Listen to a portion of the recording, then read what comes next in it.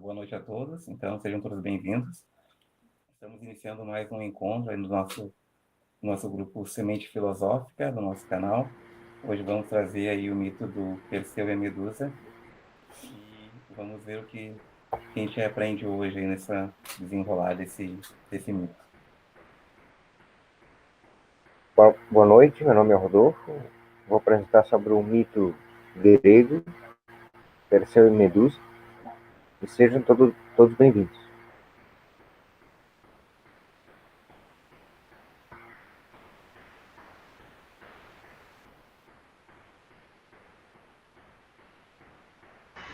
Bom, boa noite, pessoal. Espero que sejam todos muito bem-vindos também.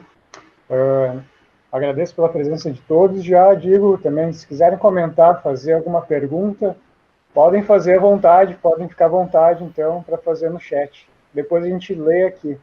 Tá beleza, então? Obrigado. Boa noite, pessoal.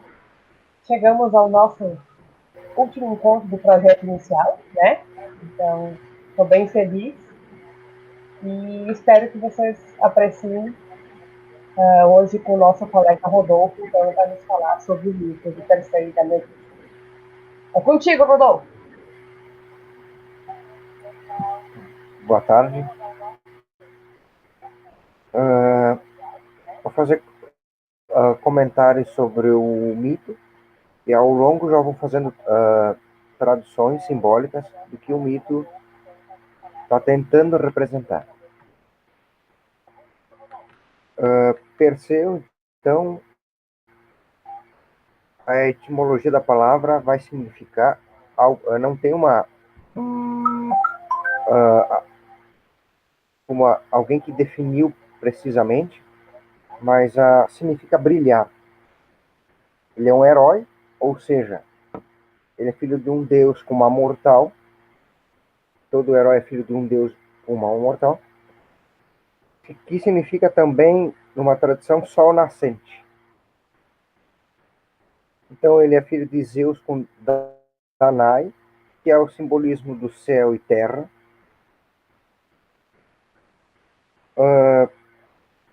Perseu tem o objetivo de capturar a Górgona, que uma delas é a Medusa. Ao longo eu vou fazer esse comentário. Que Medusa é um subtipo da Górgona, que é a cabeça de serpente. Então ele tem essa missão, esse objetivo.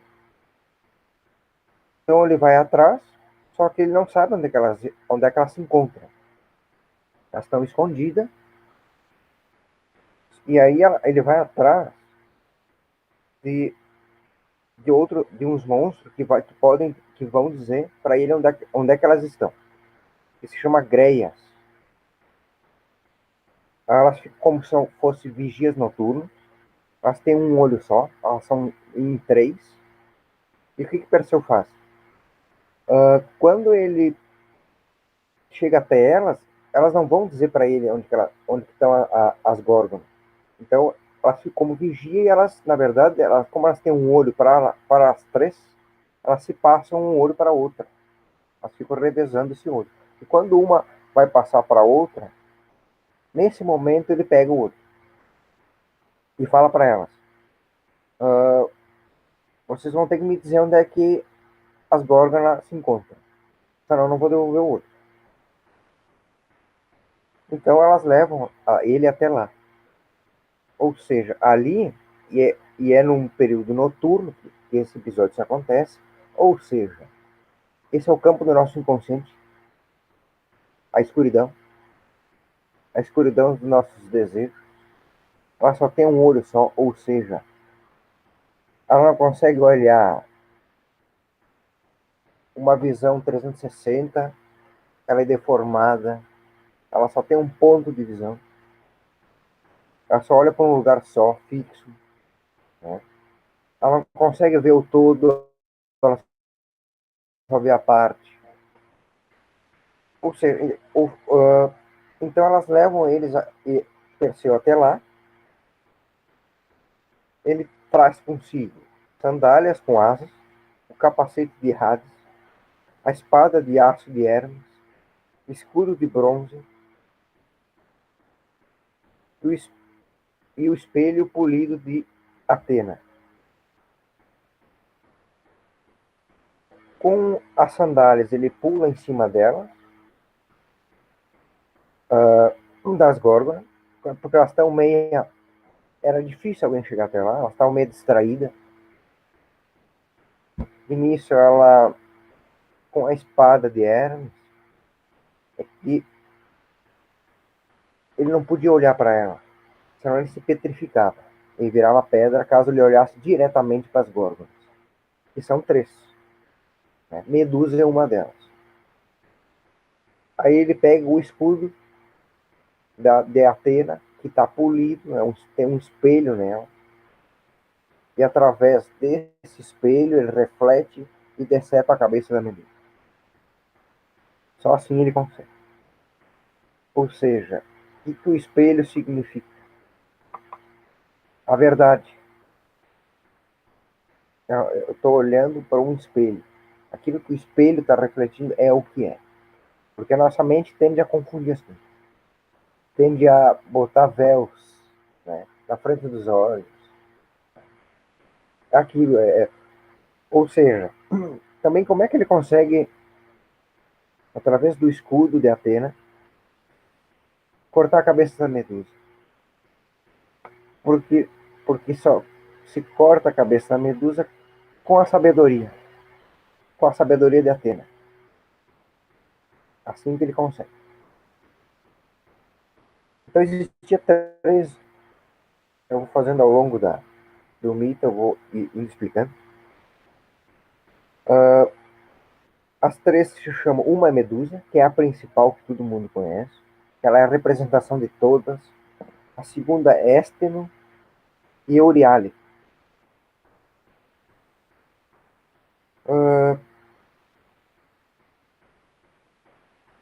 Elas são feitas de cabeça de serpente, como foi falado, presas de javali, mãos de bronze, asas de ouro. E petrificam, logicamente, a quem olha. Elas têm asas de ouro, mas não voam. Não conseguem levantar voo, apesar de ter asas. Ou seja, o que elas representam? As 3 elas estão representadas na Medusa, mas cada uma delas representa uma coisa. Sociabilidade, sexualidade e espiritualidade. São 3 pilares psíquicos. A petrificação significa o quê? Petrificação do psíquico. Crises da vida. Fracassos. Coisas que tu não conseguiu terminar. Não conseguiu se vencer a si mesmo. Estagnações das qualidades da pessoa. É o horror de si mesmo. A Medusa tá olhando assim, às vezes, com a boca um pouco aberta, como se fosse um horror. Ela é representada assim. É o espelho de nós mesmos. Elas representam, então, em grande parte, a Medusa, principalmente, a principal dela, representa as pulsões sexuais, que significa tanto a exaltação quanto a inibição. Não é aquela exaltação e inibição da vaidade, principalmente, ele foca muito isso, o autor. Para quem quer saber, é Junito Brandão ou Paul Gil, ou seja, aquela pessoa que se exalta da vaidade, ou aquela que se inibiu das suas pulsões. Aquela que cortou os desejos também é uma escrava. Tanto que aquela que exalta o tempo inteiro. Ela está escrava da vaidade. Isso vai estagnar a vida dela. Vai gerar uma crise. Sofrimento. Quando a Perseu consegue cortar a cabeça dela, surge dela, da cabeça cortada, Crisaur, significa espada de ouro, significa espiritualização, e Pégaso, cavalo Pégaso, que significa a sublimação dos desejos. Ele já sabe controlar os seus desejos. Ele cria asa.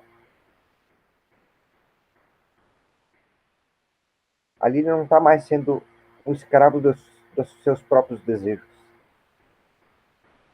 como a maioria das pessoas são. Elas são escravas muitas vezes das próprias ideias. Uma vez o professor Fernando falou até uma coisa muito interessante, que a gente criava nossos labirintos. Depois um psicólogo tinha que nos tirar.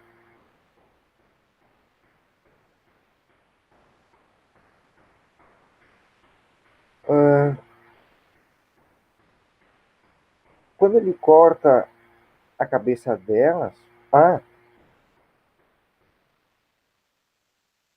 as outras górgonas, Ésteno e Eriale, tentam correr atrás dele. Porque a da Medusa está cortada, ele está levando ela embora.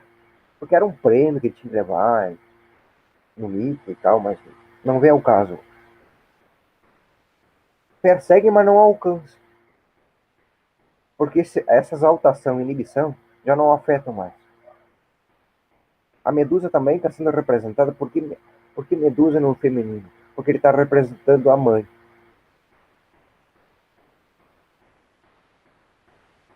E tem um pai simbólico ali, que não é Zeus, é o pai espiritual. Isso que é o avô dele, o pai do Danai, que é o Acrísio. É o pai mítico dele. Que é a passagem da vida adolescente, infância, para o mundo dos adultos. E ali não é só satisfazer desejo, satisfazer suas vontades. É preciso maturidade para entrar nesse campo aí. Que é uma iniciação antiga. Né? Nos primeiros mitos lá do tempo das cavernas, eles faziam o que com o menino? Pegavam o garoto, uma certa idade, perto do complexo de Édipo, por ali, e ia para caça. Saía do pai e da mãe e ia para o mato. Ia tentar sobreviver à vida. A passagem da infância para a vida adulta. Vai ter sofrimento, vai ter que se desprender de si mesmo, né? Vai ter que vencer a si mesmo. O mato, essa busca da caçada, também estava representando essa passagem do complexo de Édipo. Isso aqui é, na verdade, o complexo de Édipo. Ou seja, quando o ser humano, vencendo as górgonas, a pessoa vira um herói lá. Surge o Pégaso. Agora ele pode voar. Antes ele estava preso, enjaulado, pela própria mente. Ou seja, aí ele passa a ser um herói, assim como nós. Se ele não conseguir fazer isso, tudo vai virar sofrimento na vida dele. Por isso que Freud chama de complexo. Ele vai sofrer, ele vai criar sintomas, ele vai culpar aqui, acolá, a vida, o sistema. Conhece pessoas assim? Tudo gira em torno do sofrimento. Se fosse assim para todos, seria então, ninguém poderia habitar, né? Tudo que faz gera um sofrimento. Tem que vencer agora. Com o espelho, o escudo da sabedoria. Só assim se salva dela. Olhando para aquele túnel onde elas se encontram, que é o inconsciente, o lugar noturno, a escuridão.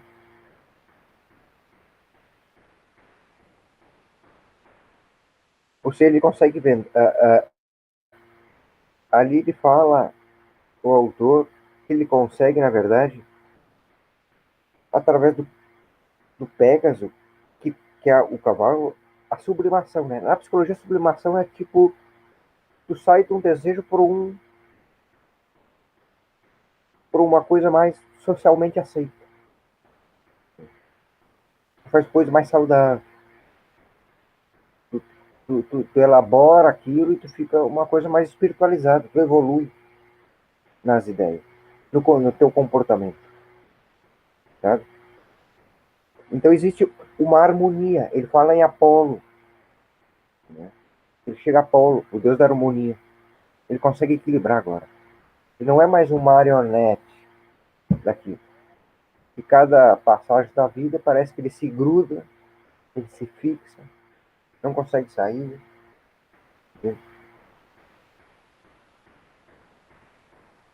Aí ele vem, essa harmonia, essa justa medida, o autor até exalta,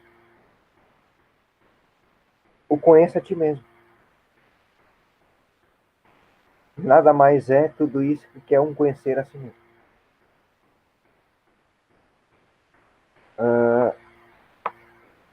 Essa petrificação da Medusa, para quem olhasse para ela, por exemplo, ela reflete, na verdade, todas as nossas faltas. Ela é a petrificação dos nossos desejos. Então, ninguém podia conseguir olhar para ela porque ninguém também é 100% limpo, né, nas nossas ideias. Ela é a personificação. Ela petrifica. E quem é escravo dela fica com uma vida petrificada.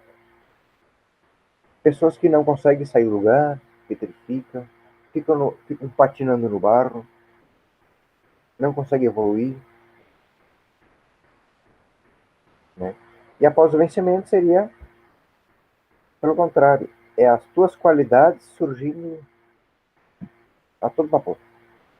Você consegue aplicar, consegue evoluir.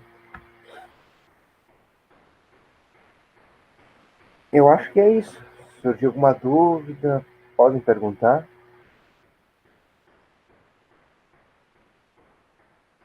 Se alguém quiser comentar alguma coisa.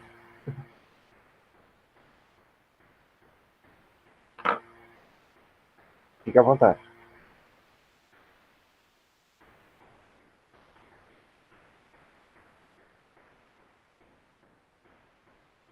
Eu vou começar então, né? A primeira chave ali é muito interessante, né? Esse mito do terceiro da Medusa. E acredito que acho que provavelmente as pessoas já conhecem a central da história, né? Até principalmente quem joga Good of War, né? Já pega ali. E eu achei interessante ter as três Górgonas, eu não sabia que tinham as três. E eu fiquei ouvindo aqui, Rodolfo, e eu fiquei pensando, já teve muita gente que olhou para Medusa, né?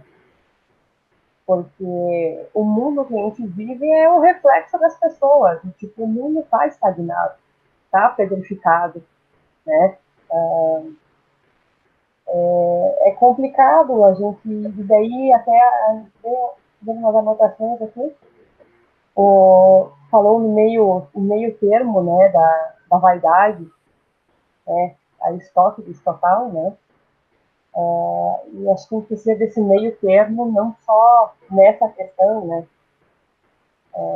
eu acho que o nosso Pegasus, ele precisa de um meio termo em vários quesitos hoje em dia, né, estamos há muitos anos à frente, quando foi escrito esse livro. Mas essa parte do caminho de ser escuro, de ser à noite, né? Tanto bem pela questão da mente, como você colocou, como também, às vezes, a nossa vida está nublada, está escura, e a gente persegue tanto coisas que a gente não precisa, a gente acaba esquecendo desses nossos valores, a gente acaba ou elevando demais a vaidade, ou diminuindo demais a vaidade, e tantos outros quesitos, né? A coragem, né? De enfrentar os problemas e não ser petrificado por eles, né? Eu acho que é bastante interessante. Eu vejo assim mais como uma perseguição, né? Perseu se empenhou de uma tarefa que ele sabia que ia mudar ele. E eu acho que todos somos assim em algum aspecto da vida, né? Com o conhecimento, com o trabalho, com a vida social, enfim. Eu vou deixar para os colegas também falar um pouquinho. mas muito, muito, muito bom. Só comentando, na verdade, a Górgona, a Medusa ali, ela é punida por Atena, né? Atena que bota ela naquele lugar lá. Ela meio que se comparou nesse sentido, né? Ela foi punida por Atena. Porque ela era, se Atena é a sabedoria, ela é o extremo oposto, a falta, é os desejos incontroláveis. Os vícios são petrificantes, né? Uns mais, outros menos, lógico.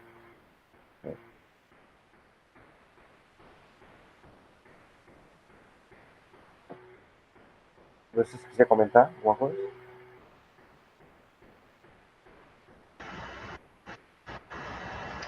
Bom, primeiro, é muito bacana esse mito. Ele é bem interessante, né? Bem profundo. Ele lidar com a nossa vida, né? De várias óticas, né? Para cada um, pessoalmente. Alguns símbolos que eu gostaria de destacar primeiro, que é justamente o espelho de Atena, né? O escudo. É interessante porque ela é sabedoria e ela nasceu da cabeça de Zeus. Zeus, que é digamos, é o deus que chefia, né, todo o Olimpo. Ele é o maior de todos, né? E ela nasce da mente dele, da cabeça dele, da parte mais divina, mais excelsa que há, né? Então, é o espelho, o escudo espelho dela. Então, somente digamos, o que o espelho faz? Reflete. Portanto, uma reflexão que remeta à sabedoria, né? Depois que tu falaste também da comparação da Medusa, que antes ela quis se comparar à sabedoria, né? E acaba virando, se tornando um monstro por esse ato, né? E um monstro que se reclusa lá no inconsciente, na parte escura. É uma sacada muito interessante. Né? E ele tem auxílio de quem também? De Hermes. Hermes é o deus da inteligência, né, também, do conhecimento. E aí que tem a distinção de conhecimento e sabedoria um pouco, né? Porque os dois auxiliam, Atena e Hermes. E além disso, Hades também, com a capa ou capacete de Hades, né? Depende a versão da história, é da invisibilidade. E as sandálias aladas também é algo muito interessante, porque ele vai até lá, né? E ele tem que, digamos, ele tem que voar dali. Então, somente com as sandálias que lhe dão asas conectadas a isso, né? Ou Digamos. seja, Sim, também dá para representar o tipo de pessoa pé no chão. Ele botou sandália, ele tá seguro. A pessoa pé no chão, ela não age assim, tipo, como o Epimeteu, né? Pensava só depois. Um cara mais prometeu. Ele pensa antes. Um cara pé no chão. Por isso que ele consegue dar um salto por cima delas. Ou seja, por cima, ele conseguiu se elevar a ela, conseguiu se elevar aos desejos dele. Pode continuar ali. não, perfeito. É bem por aí também. Bom, depois eu tenho algo mais a falar, mas vamos ouvir um pouquinho o Fernando.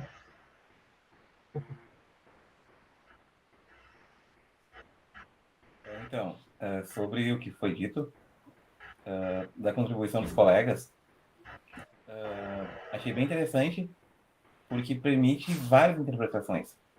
Mas uma que eu gostaria de fazer, e que os colegas já pontuaram um pouquinho, é referente ao conhecimento.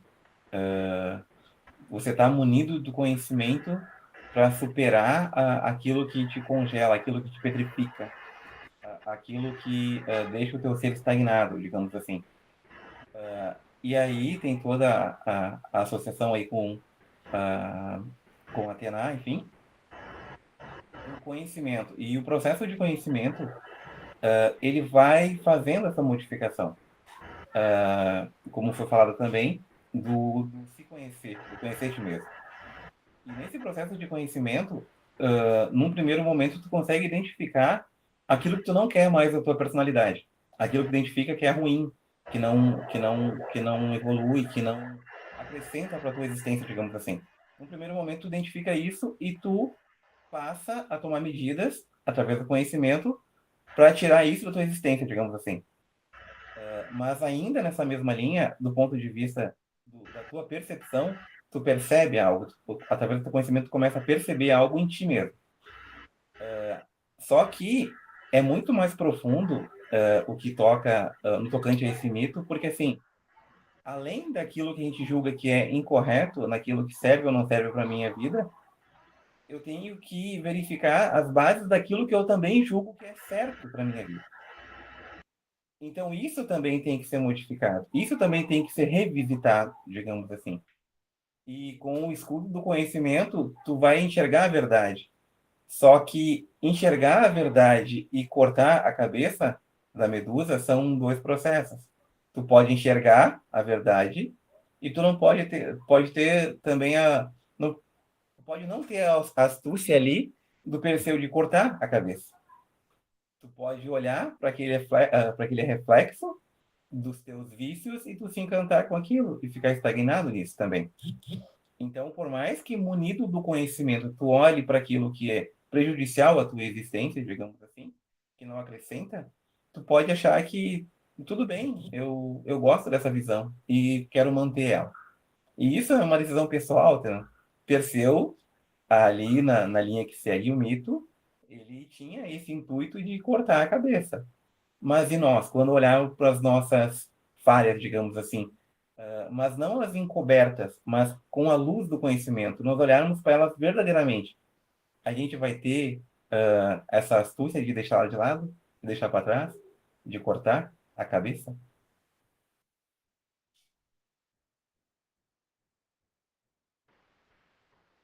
Fernando já fez ali a diferença do conhecimento e da sabedoria, né? Eu conhecer os meus defeitos não quer dizer que eu vou ter sabedoria para lidar com eles, né? E é muito complicado. Hoje em dia a gente é cheio de defeitos, né? E realmente, quando a gente olha para um espelho, a primeira coisa que a gente vê são os defeitos. Nós nunca vemos as qualidades. Primeiro a gente vê sempre os defeitos. Mas e lidar com esses defeitos? Eu já, só ouvindo o Fernando falar, eu já lembrei de uns 3 defeitos assim, que eu tenho e que eu não quero corrigir. Eu não sei se eu vou corrigir, se um dia eu vou conseguir cortar a cabeça dessa medusa, eu não sei. Mas enfrentar essa medusa é muito importante. É uma crise que a gente precisa enfrentar na nossa vida para a gente poder se renovar, para a gente poder fazer essa passagem, né, como diz o mito da vida de criança, adolescente para a vida adulta, para realmente evoluir a nossa cabeça, passar do conhecimento para a sabedoria. E lidar com essas crises, acho que é o pior desempenho que a gente tem na vida, né? A gente sempre segue a vida como um utilitarista, né? Máximo de prazer, mínimo de dor. E às vezes a gente esquece que a gente precisa, às vezes, da dor, da crise, do sofrimento, da angústia ali de estar no escuro, caçando um monstro, para poder evoluir.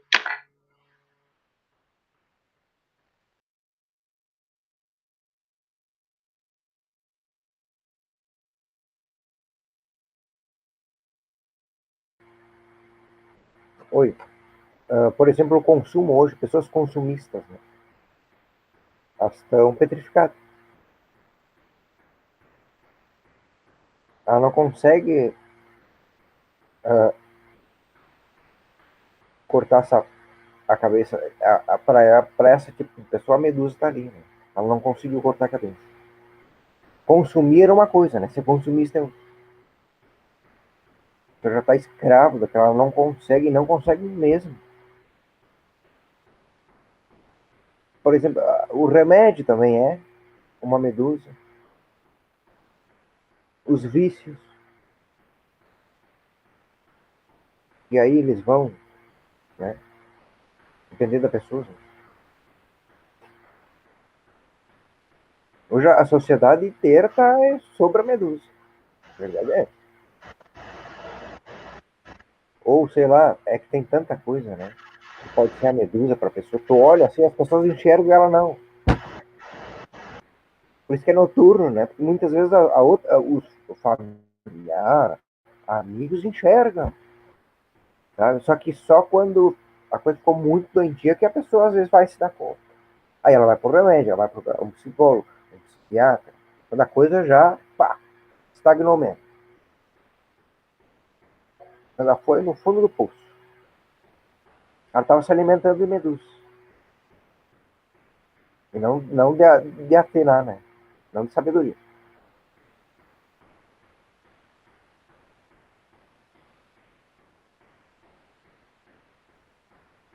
Bom, foi falado um pouquinho nessa linha, eu queria só trazer um outro ponto.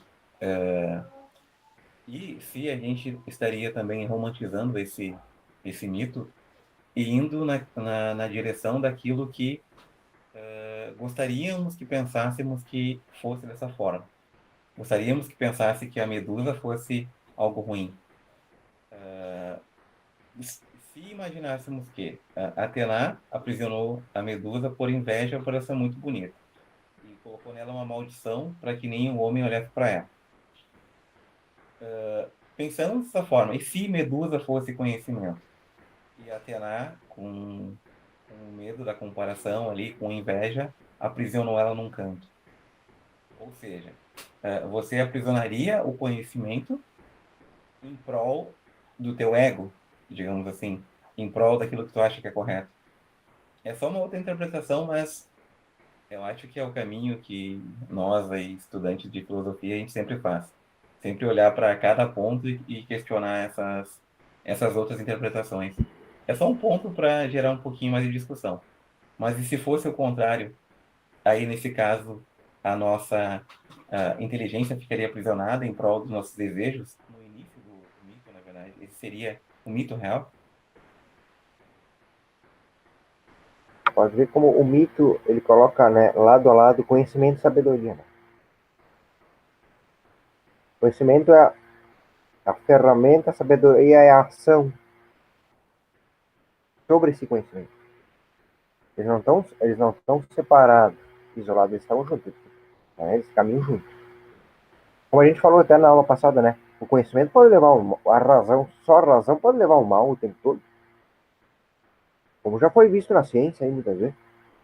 Né? Na química, na bomba atômica. Né? Eles tinham conhecimento, eles tinham razão. Não tinham a mão o escudo da Atena. Né? Eles separados é um problema, né? E só a sabedoria também, tu não tem a ferramenta, tu tem que ter o conhecimento também.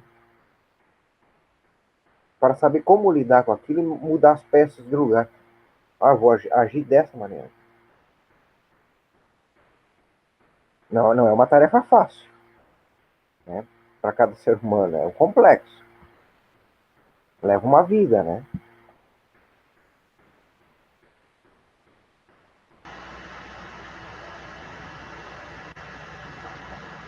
É interessante o seguinte fato também que eu tinha notado, por mais que Perseu seja um herói, né, ele não vai lá sem as ferramentas certas para ir, para fazer o ato. Se ele vai, busca ajuda, né, dos deuses, né, senão ele não conseguiria fazer aquela façanha. E outro ponto que só cortando a cabeça dela é que o Pegasus vai surgir, né, ele não vai surgir de outra forma.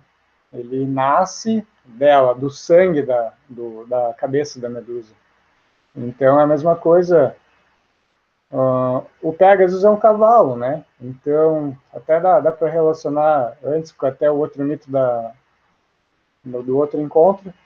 Ele é um cavalo, só que dessa vez ele nasce e cria asas. Então, é diferente, né? Não é só um instinto, é um instinto sublimado. Uma parte animalesca sublimada, só após cortar aquela petrificação. E outra coisa que Perseu, ele pega a cabeça da Medusa e guarda ela. Ele não vai jogar fora ela depois. Ele guarda num alforje, né? E daí dá para fazer outra associação, então, nessa sublimação. O que o Aristóteles falava, né? Ele separava em quatro. O temperante e o intemperante, que são dois polos, né? Dois extremos do ser humano. O que seria o intemperante e o temperante? O intemperante seria aquele que totalmente devassado, assim, não se controla para nada.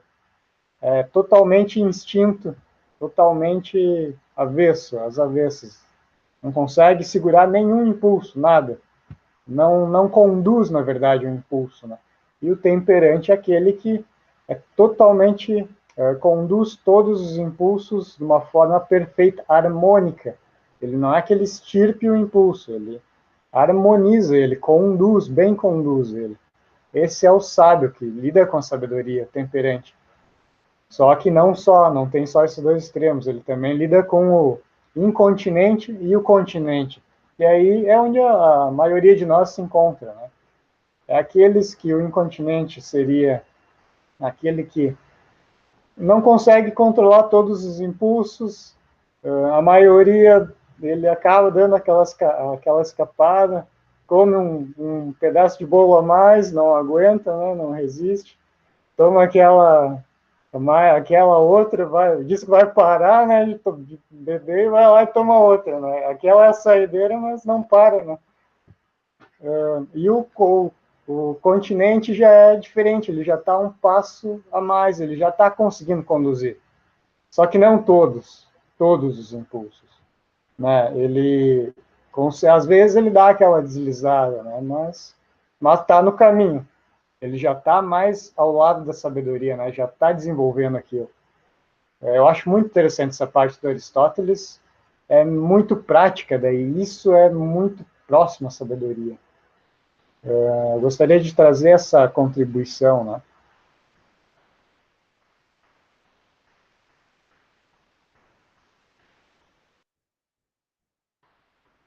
Eu só queria destacar uma parte daqueles, eu não vou me lembrar o nome agora, daqueles 3 seres que tinham um olho só. E no caso do Perseu, dependeu unicamente desses seres com um olho só para poder chegar até o local. E nós temos um olho também que tenta nos guiar conforme quer hoje em dia, né? Antigamente até a gente tinha só um, que era a televisão. Né? Se o foco da matéria era tal coisa, a gente não iria saber nunca o que estava acontecendo, fora isso, se não mostrasse para a gente. Hoje até nós temos, apesar, né, de termos todo o acesso à tecnologia, à internet, saber de várias notícias, ainda existe tentativa, né, de nos mostrar só o que querem que nós vemos. Porque vejam, se esses seres conduzissem Perseu para o lugar errado, mesmo que ele matasse eles, no caso, por ter feito isso, né, ele não chegaria ao local da mesma forma. Sabe? Tem que ser uma confiança cega. E muitas vezes a gente tem essa confiança cega em pessoas que mostram um caminho para nós e que, às vezes, a gente não tem como questionar o que está sendo mostrado para nós. Às vezes é tão factual, é tão cotidiano que a gente não para analisar o que é esse caminho. É o caminho certo? Será que é por aqui que eu tenho que vir? Só para enfatizar essa pequena partezinha que eu achei bem interessante, até porque jogando Good of War, essa parte é muito legal. Pode continuar comigo. É interessante tu falar sobre o caminho, né, Amanda? Porque, assim, se ele sabe aonde ele quer chegar, ele vai buscar os meios para tal. Eles têm um objetivo onde quer chegar. Agora, se tu não sabe para onde tu quer ir, aí filosofia de Alice no País das Maravilhas, né? Se tu não sabe para onde tu quer ir, qualquer caminho serve. Aí tu deixa se levar. Aí tu deixa de ser. Tu deixa ser. Tu se permite ser massa de manobra. Tu se permite aderir a fake news como verdades absolutas, né? Acredito que a gente fala muito aqui de conhecimento. Acredito que a gente vive numa época que tem uma espécie de crise do conhecimento, né? Porque parece que algumas coisas deixaram de se questionar simplesmente e pronto, tá na internet, é verdade. E não é assim, não se aprofunda mais os assuntos, não se fazem os novos questionamentos, não se pergunta mais o porquê disso, o porquê daquilo. Isso, tá na internet, não, é verdade. Claro que tem muita coisa que é verdade, sim, mas nem tudo que é informação é conhecimento, né? E isso não é alguém que faz para ti. É o teu processo, é o teu processo individual que faz isso, né? Mas eu só isso que eu ia comentar sobre isso.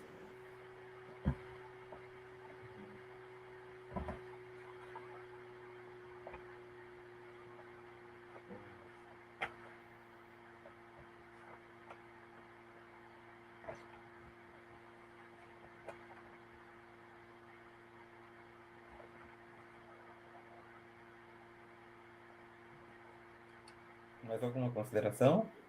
Rodolfo? Eu queria até comentar uma coisa que o autor está tentando só procurar aqui. Se alguém quiser comentar alguma coisa, só quero achar um trecho aqui.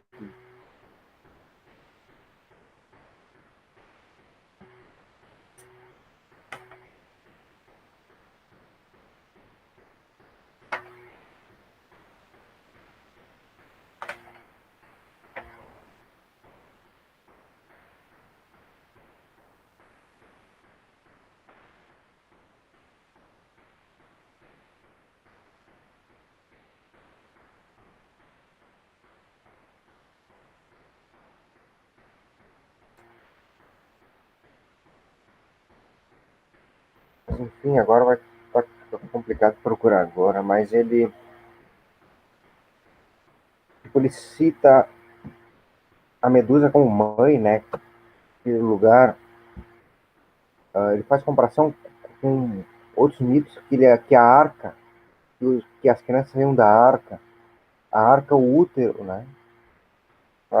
Elas saíam dali, iam para a vida real, saíam do mundo só simbólico, mundo subjetivo.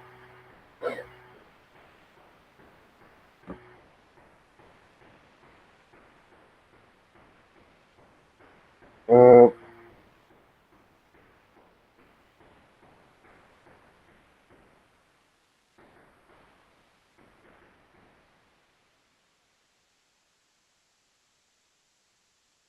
se tem alguma pergunta, alguma coisa que eu possa.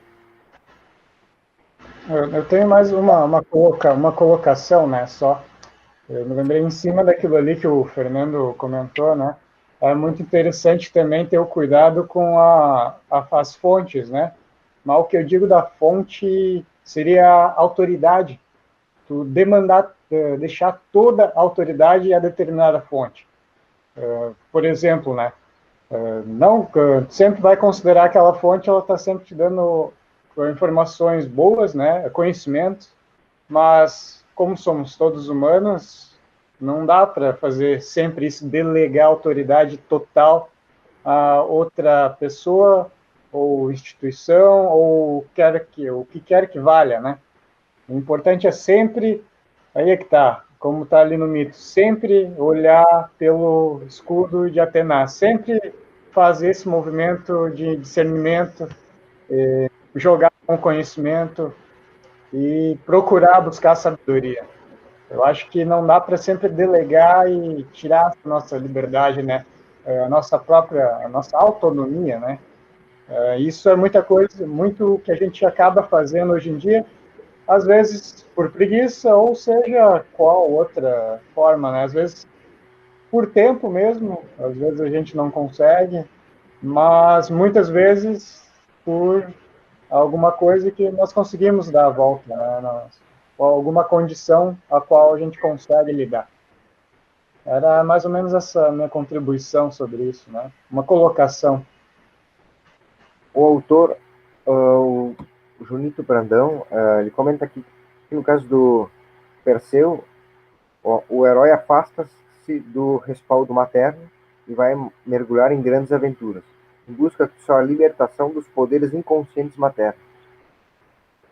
Ele tem que se livrar daquela mãe simbólica e ir em direção ao pai mítico, simbólico, né? Ele não tem um pai real, porque é Zeus, é um pai espiritual, na verdade, mas o mito coloca o avô, né, como o pai mítico dele, que é o princípio da realidade, né? Na psicanálise Freud fala isso. O princípio do prazer fica com a mãe, e o princípio da realidade é o pai. E a realidade, às vezes, é bem diferente daquela da qual a gente vive com a família.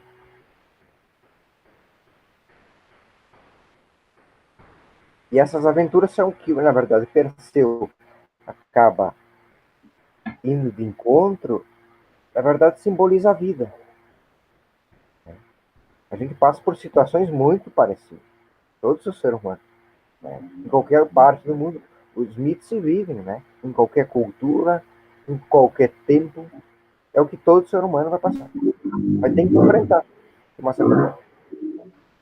Eu só queria colocar mais um comentáriozinho pequenininho, como mãe, que se eu pudesse, eu petrificava e deixava trancado em casa mesmo.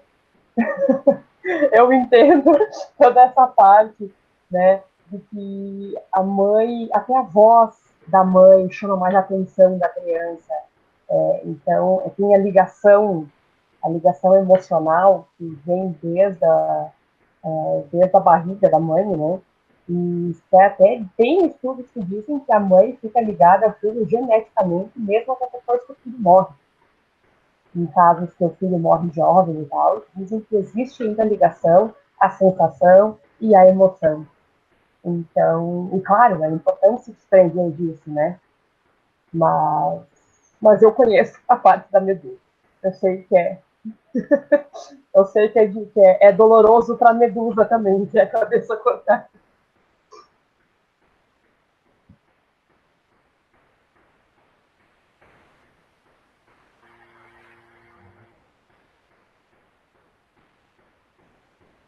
Tinha Bom, comentar também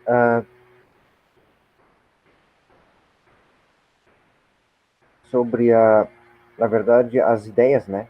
As ideias petrificantes que as pessoas têm, né, no dia a dia. Por exemplo, se ela não, tem pessoa assim que se não tiver tudo bagunçado, parece que ela não é eficiente. Ela sempre tem que estar naquela aquela atividade o tempo inteiro, né? Aquela mesa desarrumada o tempo inteiro. Ou seja, uma pessoa assim, ela não é nada eficiente. Ela tem que estar sempre com mil e uma coisas para fazer, senão ela não se sente eficiente. Né? Se ela estiver ali de boa, pensando, refletindo, ela, tipo, que vida mansa, que não sei o quê, né? Ela não pode ficar. Ela tem que ficar como se isso fosse algo positivo, que viver sobre um monte de coisa o dia inteiro. É uma ideia petrificante.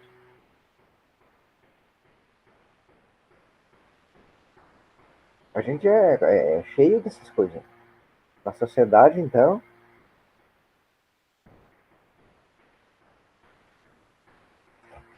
teria um monte de exemplo, na verdade.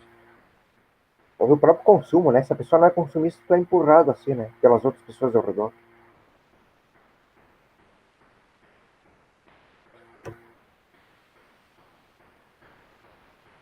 Só entrando na onda do Rodolfo, acho que tem muita coisa que a gente pode colocar como essa especificação, né? Que é classe social, estereótipo, a moda. Gente, o que é a moda? Porque alguém tem que dizer quem tem que vestir ou não. Sério, é ridículo, sabe? Não É? tem... Uma, que cor tem que ter o teu cabelo, que cor de olho, meu Deus, o que é isso? são ideias petrificantes, porque se for ver a moda, o que, que é? É um estilo sobre todos. Isso é a petrificação de alguém? aquelas modinhas que surgem de tempo em tempo, né?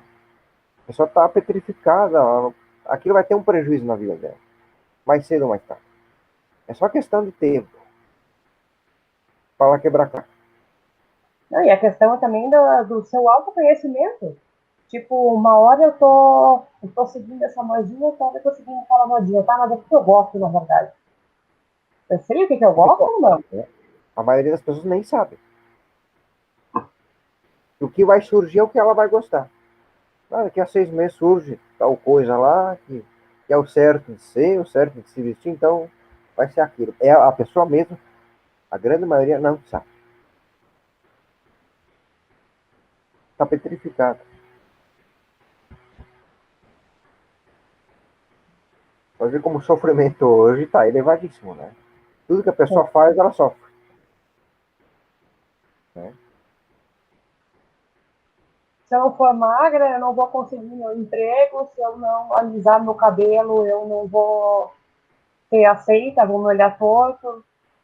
Se eu não me depilar todo mês, eu vou ser vista como uma pessoa porca. E assim vai, né? Agora os homens entraram na moda, né? Agora o que tem tá nascendo de bueiro, barbearia, né? Não é só que uma vez era mais as mulheres, né? Hoje em dia não, é fazer degradê no cabelo, fazer desenho em barba. É, gente, o negócio tá. E fora as crianças, né? Eles envolvem as crianças Aí é desde que tem. pequenininhas.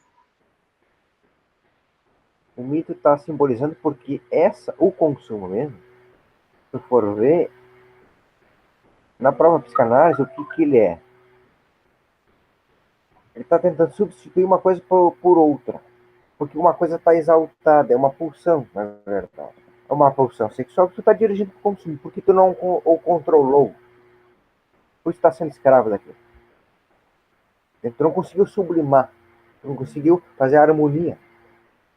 Como ele fala ali, quando ele encontra Apolo, Deus da harmonia, né? Com a ajuda da Atena, a espada de Hermes.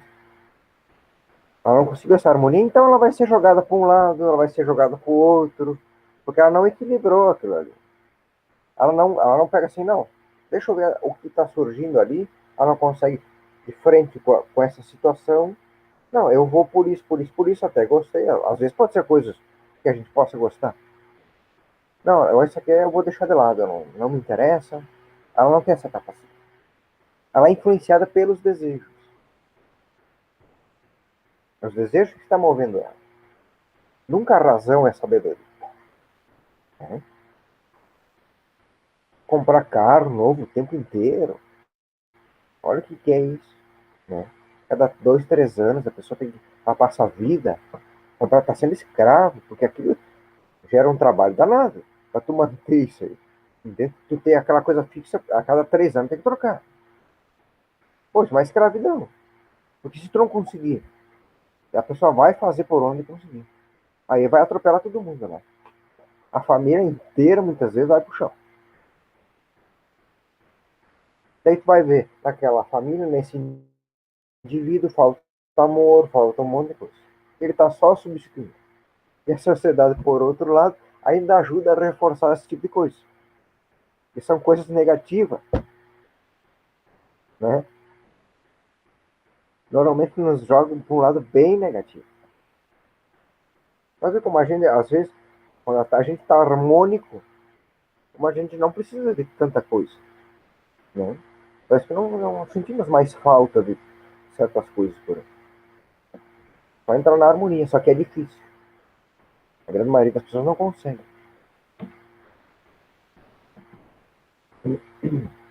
Pode ver, e essas coisas petrificantes, elas viram até, como a gente via, elas viram moda. Imagina só. Uma coisa negativa vira moda, ser imposta sobre o indivíduo.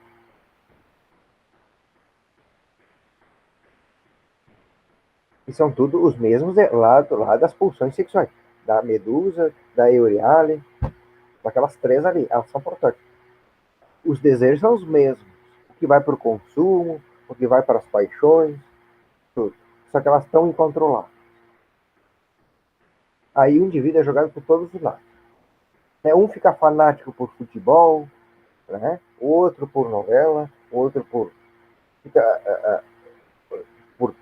carro, outro por não sei o quê. Os mesmos desejos lá na raiz são os mesmos.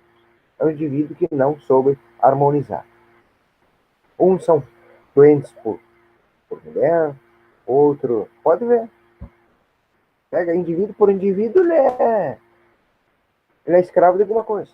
Se não de várias.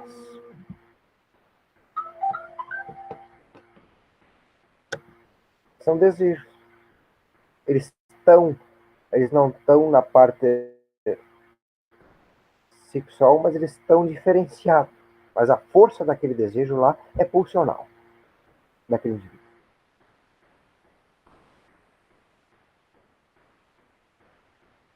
Se alguém quiser comentar.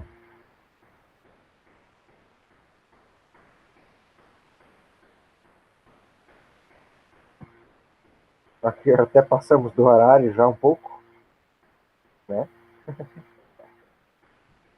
É bom quando a conversa rende, né? Bom, eu já vou começar a encerrar, então, né? Foi muito bom, né? Rendeu assunto pra caramba.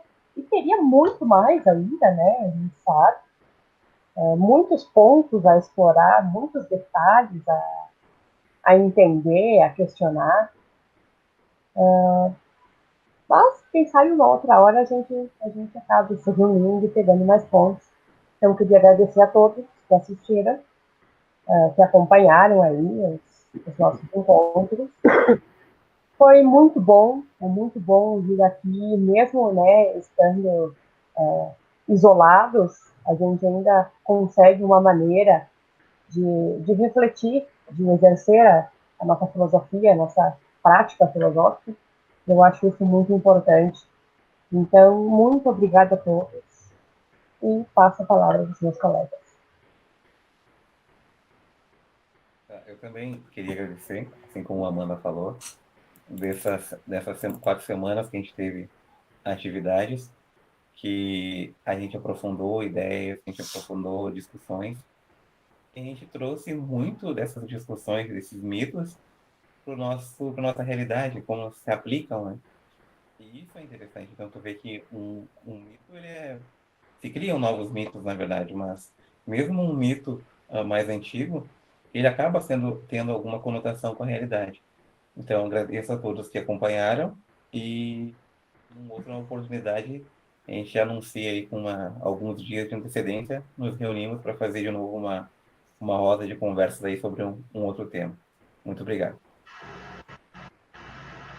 Ana, eu agradeço a todos. Boa noite a todos, agradeço a todos pela presença, agradeço a vocês que estão participando daqui, né? O Rodolfo, Fernando e a Amanda. Muito obrigado mesmo por participar, porque foram boas conversas, foram bem interessantes para a gente desenvolver algumas ideias, né? Que às vezes até a gente nem imaginava olhar por outras óticas, né? Alguns mitos ou contos que são realmente bem profundos e que às vezes, poxa, tem muitos desdobramentos, né, para a nossa realidade. Eu acho que foi bem proveitoso. Agradeço a todos que acompanharam e agradeço a vocês, então. Boa noite para todo mundo. Boa noite, eu quero agradecer aos participantes. Trouxe hoje o mito de Perseu, com a finalidade de, como diz o nome do canal, semear um pouco da filosofia, trazer a filosofia na vida prática. Espero que tenham gostado. E até mais. Boa noite a todos.